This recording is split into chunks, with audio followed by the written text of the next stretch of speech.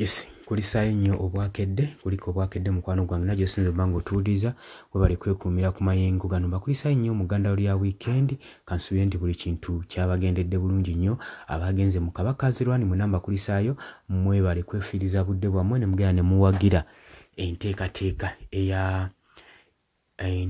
y'amazaalibwa eyo ey'Obwakabaka ng'omukwano gwange ali eyampuliriza.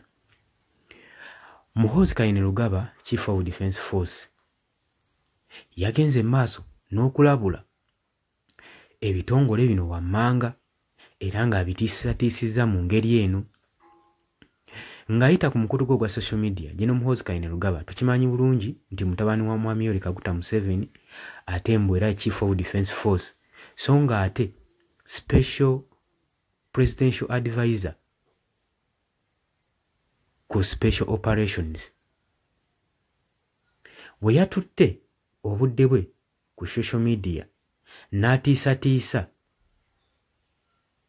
okubanga agenda kubanga akola edit ku bannamawulire ne ba staff members ku NTV Uganda saako ne ku Daily Monitor. Yagambye agenda kubanga akola edit ku bannamawulire ne ba staff members abali ku NTV Uganda saako ne Daily Monitor. Ng'ayita ku mikutu gye egya social media platform, General Muhoozi Kainerugaba yaclaiminze ng'agamba stations zino zi-owningibwa n'abayindi be baziddukanya abayindi. Bagamba nti nno babadde emyaka n'emyaka bakola ssente obutimbe n'obutitimbe bw'ensimbi buli kadde. Mu posti ye ku Twitter, Muhoozi Kainerugaba agenda maaso n'okwongerayo ng'agamba nti TV stations bbiri zigenda maaso n'okuba nga zidefendingibwa ne Mwami Yoweri Kaguta Museveni.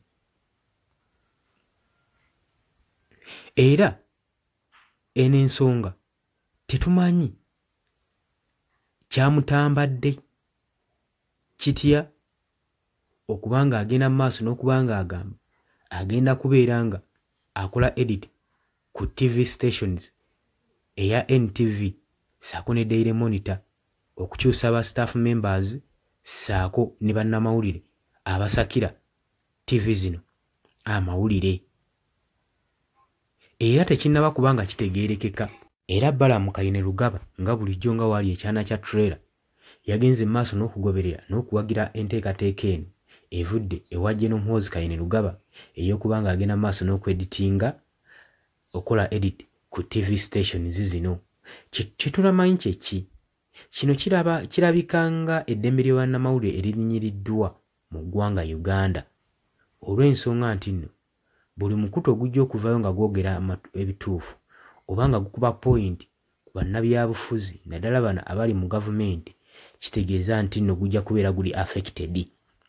Kitegeeza ki? Ebitongole byonna ebiprotectinga bannamawulire byandibadde bivaayo ku nsonga eno ne bitagitwala for granted kubanga ebintu webiti bitandikira ne bibaawo ne bigenda nga bigaziwa. Bajjukira Muhoozi Kainerugaba si mu mulundi ogusoose okubanga awooninga bannamawulire yagamba dda media houses zonna zigenda kubanga ziripootinga wuwe asobole okubanga azikolako edit ku buli kyonna ekigenda mu maaso. Era twalaba nga media houses saako ne ba chairman baabyo nga batudde.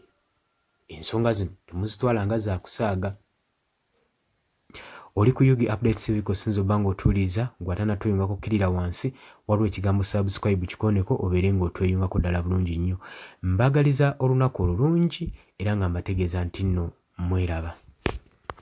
Yes, nkulamusizaako nnyo mukwano gwange najjo sinzira okubanga otuwuliriza bwenna omuwuliriza wa Yugi Updates TV. Mukola kyamaanyi nnyo okwekuumira ku mayengo gano. Mwe abali emitala w'amayanja abali mu diaspora nammwe mbalamusizaako nnyo sibeerabidde kubanga wemmwe mpagi luwaga abayimirizzaawo amayengo ga channel eno okubanga ekulaakulana n'okutuusa eddoboozi lyammwe eri abantu be muba mwagala libatuukeko bonna bonna. Abali emitala w'amayanja ye mbamenye ntya abali Qatar, Dubai, US, UK, abali mu South Africa, abali ku muliraano mu Kenya Nairobi, abali mu Canada, abali mu Dubai, mwenna mbanirizaako nnyo mwe bali kwekuumira ku mayingo gano aga UG Updates TV. Kakati nno era mu ngeri y'emu twagala obbategeeza mikwano gyaffe nti ennamba y'essimu gye tutadde mu WhatsApp gy'olaba eyo eri mu kikala ekimyufu, eri mu people power color.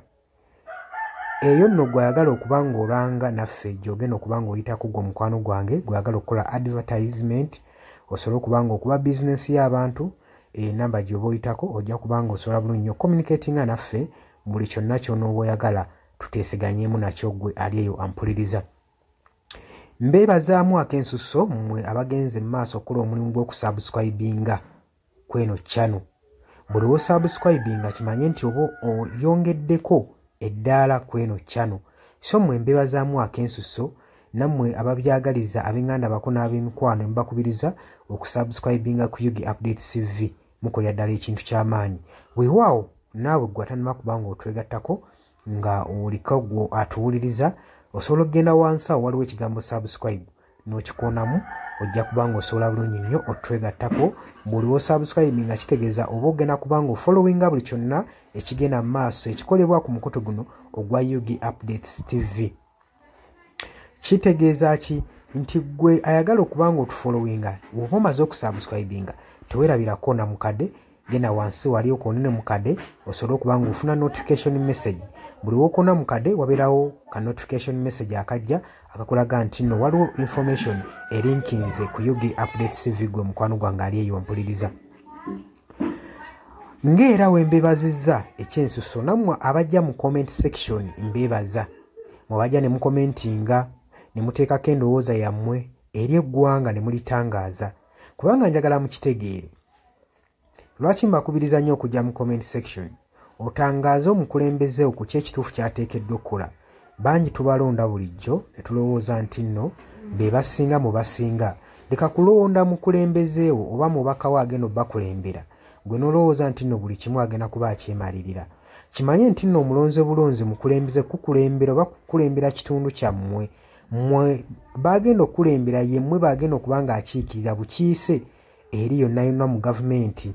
So si tekyandibadde kya bwenkanya omulekera obuvunaanyizibwa n'otamu advisinga. Ky'oba olaba mbakubiriza okujja mu comment section muteekewo endowooza zammwe musobole okutangaaza ku bakulembeze bammwe ku biki ebituufu bye bateekeddwa okukola. Bangi tubalonda bulijjo ne bagenda mu paliamenti nga babadde bantu balamu ne batuuka eyo ne bawuttaalirayo. Kitegeeza ki? Nti olina okuba nga buvunaanyizibwa bwo okuzuukusa omubaka wo oba olaba nga yeebase gwe mukwano gwange ali eyampuliriza. Ne ntumirako nammwe abalwanidde eddembe ly'enkyukakyuka mu ggwanga lyattu Uganda mukola ky'amaanyi nnyo okulwanirira enkyukakyuka. Gwe ali yeebase ng'ebintu tobiraba obanga olabanga ebitakukwatako bijja tuuka ekiseera bikwateko. Wabula ate gwe nkuzaamu amaanyi agenda mu maaso n'okuyiwawo omubiri ng'olwanirira enkyukakyuka. Bannanga abantu abo mubeebazeemu ak'ensusso kubanga bakola ky'amaanyi nnyo obbaliidinga n'obbakulemberamu n'okubalaga ki ekituufu ekisaanidde okukolebwa. Mukimanye mu nsi bwe tuba tubaako bye tulwanirira oba bye tuluubirira, si lwakuba nti nno tukolerera oba abasinga bayinza olowooza nti omuntu ogenda mu maaso n'okuba nga alwanirira enkyukakyuka alina bye yeeyagaliza nga ye omuntu. Kino njagala okukibategeeza nti mu kulwana ebiseera ebisinga weewaawo tetufuna ekyo kye tuba twagala, kye tuba tuluubirira. Naye okulwana tusuubira, buli wano mu kulwana tuba n'essuubi nti tusobola okufuna ekyo ekitugwanira. Kati naawe mukwano gwange ali eyo alwanira enkyukakyuka, kino kankikutegeeze. Wandibanga nno oli eyo olwana nga tumanyidde ogenda kifunamu, weewaawo oyinza obutafuna ekyo ky'oyagala, naye osobola okufuna ekyo ky'ogwanira. So tulwana olw'enkyukakyuka nga tulwanirira okufuna ekyo kye tugwanira. Kati gwe mukwano gwange ky'ofuna kye kiggwanira eyo gy'oli. Wandibanga ky'oyagala okifuna naye kye kiggwanira. Bangi mugenda ne muwambatalira eyo mu bibiina by'obufuzi ne babafujjirira omusimbi yeesi ssente ozifuna bazikuwa era obulamu bwo bweyagala naye okakasa ekyo kye bakuwa kibakufujjirira mu kabaasa kyekiggwanira. Ebiseera ebisinga ffe tetulwana olw'okuba nti no twagala kufuna ebyo bye twetaaga nedda, wabula tutunuulira nnyo pointi eno nti kye tugenda oba kye tulwanye kyenfuna kyengwanira. Mutuufu ogenda n'oweetunulamu n'olaba nga kyofuna si kyokola ki si kyogwanira nga ggwe munnansi. Ky'oba ovaayo n'embavu osobole okuba nga olwanirira enkyukakyuka gwe mukwano gwange ali eyampuliriza. Nja basaba kano akatambi tugende mu maaso n'okuba nga tukasheyalinga buli muntu ategeere kiki ekigwanidde okukolebwa na lwaki enkyukakyuka esaanidde okubeerawo mu ggwanga lyattu Uganda. Si lwakuba nti oli bulungi kati, wabula wandibanga oli bulungi naye ekyo ky'ofuna ky'ogwanira. Ekyo kye kibuuzo. Era naawe osobola okujja mu comment section n'onteerawo endowooza yo nti gwalemesa enkyukakyuka ky'ofuna ky'olwanira. Muli ku Yugi Updates TV ku musinzi oba nga mutuwuliriza mwebale kwekuumira ku mayengo gano. Ngenda maaso n'okukubiriza mmwe abatannatwegattako kirira wansi waliwo ekigambo subscribe kikoonemu obeere ng'otweyungako.